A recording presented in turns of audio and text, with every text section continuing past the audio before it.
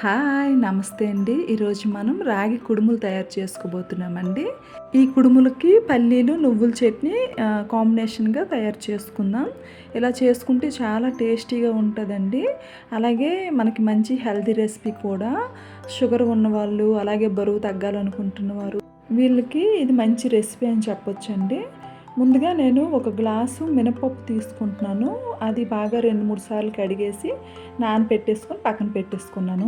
అలాగే రాగులు ఒక గ్లాసున్నర తీసుకుంటున్నానండి. ఇందులోని ఒక పావు గ్లాస్ వరకు శనగపప్పు కూడా వేసుకుంటున్నాను.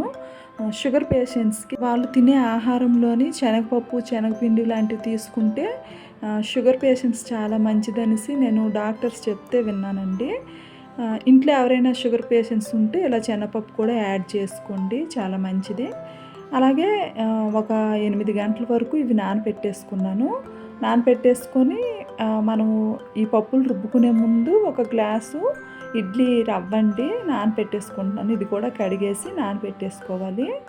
ఇప్పుడు మినపప్పు బాగా నానిపోయిందండి. మినపప్పు కడిగేసుకుంటున్నాను. పప్పు నానబెట్టే బౌలు చాలా చిన్నదైపోయిందండి. వేరే దానిలోనికి ఈ పప్పుని షిఫ్ట్ చేసేసి కడుగుతున్నాను. ఇదిగోండి ఇలా కడిగేసుకొని మనం ఇలా తేల్చి చేత్తో ఇలా రౌండ్గా తిప్పుతుంటే మనకి తొక్కు అనేది పైకి వచ్చేస్తుంది. ఇలా అయితే మనకి త్వరగా అయిపోతుంది పప్పు కడగడము. ఇలా శుభ్రంగా కడిగేసుకున్నాను. పప్పుకు మాత్రం కొంచెం తొక్క అయితే వదిలేసానండి. ఈ పప్పు నేను గ్రైండర్లో అయితే వేసుకున్నానండి. గ్రైండర్ లేకపోతే మిక్సీలో వేసేసుకోండి.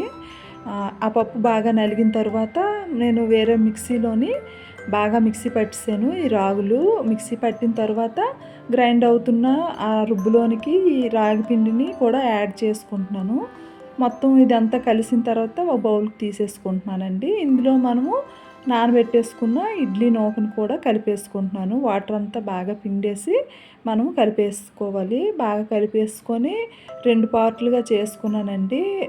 ఒకటి ఫ్రిడ్జ్లో పెట్టేస్తున్నాను నెక్స్ట్ డేకి, ఒకటి రేపటికి బయట ఉంచేసాను పులవనివ్వడానికి. ఈ రాత్రంతా పులిసిన తర్వాత ఇది మార్నింగ్ అండి. చూడండి ఇది బాగా పులిసింది, మనకి ఉబ్బింది కూడా రుబ్బు. చూడండి ఇలా బాగా ఉబ్బుతుంది. ఇందులో మనము సాల్ట్ 1 టేబుల్ స్పూన్ కలుపుకోవాలి టేస్ట్కి తగ్గట్లుగా.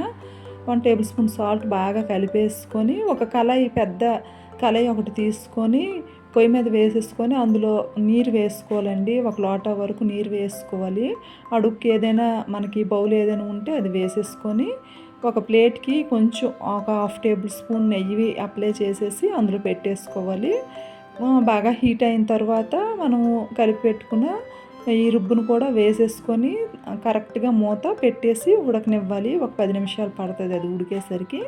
ఈలోగా మనము పల్లీలు, నువ్వులు చట్నీ తయారు చేసుకుందాం. ఒక కళాయిలో ఒక 2, 3 స్పూన్ల వరకు ఆయిల్ వేసుకొని ఒక కప్పు శనగపలుకులు వేసుకొని బాగా ఫ్రై చేసుకోవాలి. సగం ఫ్రై అయిన తర్వాత అందులో 1 టేబుల్ స్పూన్ జీలకర్ర, కొంచెం అల్లం వెల్లుల్లి ముక్కలు, అలాగే మనకు టేస్ట్కి తగ్గట్లుగా, కారం తగ్గట్లుగా పచ్చిమిరపకాయలు, కరివేపాకు కొద్దిగా వేసుకొని బాగా ఫ్రై చేసుకోవాలి. ఫ్రై అయిన తర్వాత మనం దించేస్తున్నాము అనుకునే ముందు మనం శనగపలుకులు ఎన్ని తీసుకుంటున్నామో అందులో హాఫ్ క్వాంటిటీ నువ్వులు వేసేసుకోవాలి. వేసుకొని బాగా ఫ్రై చేసుకోవాలి. నువ్వులు ఫ్రై అవ్వడానికి ఎక్కువ టైం పట్టదండి, లేదంటే మాడిపోతుంది. వీటిని పక్కకు దించేసి చల్లారిన తర్వాత మెత్తగా మిక్సీ పట్టేసి పోపు పట్టేసుకోవడమే. ఆవాలు, జీలకర్ర, ఎండుమిరపకాయలు, కరివేపాకు వేసుకొని ఈ పోపు వేసేసుకోవడమేనండి. ఇలా చేసుకుంటే మనకి చాలా టేస్ట్గా ఉంటుంది. అలాగే ఈ నువ్వుల్లో ఎక్కువ పోషకాలు ఉంటాయి కదా, ఒంటికి చాలా మంచిది కూడాని. ఇదిగోండి ఇక్కడ మనకి కుడుము అయితే రెడీ అయిపోయింది, కుక్ అయిపోయింది. ఒక 6-7 నిమిషాలు పెద్ద మంట పెట్టేసుకొని ఒక 3 నిమిషాలు సిమ్లో పెట్టుకుంటే చక్కగా కుక్ అయిపోతుందండి. తీసేసి ఇలా కట్ చేసుకొని తీసేసి సర్వ్ చేసుకోవడమేని. చూడండి ఈజీగానే వచ్చేస్తుంది గరిటెతో తీసేసుకుంటే. వేరే ప్లేట్లో వేసుకొని మనకు నచ్చిన చట్నీలు వేసుకొని హ్యాపీగా ఎంజాయ్ చేయొచ్చండి.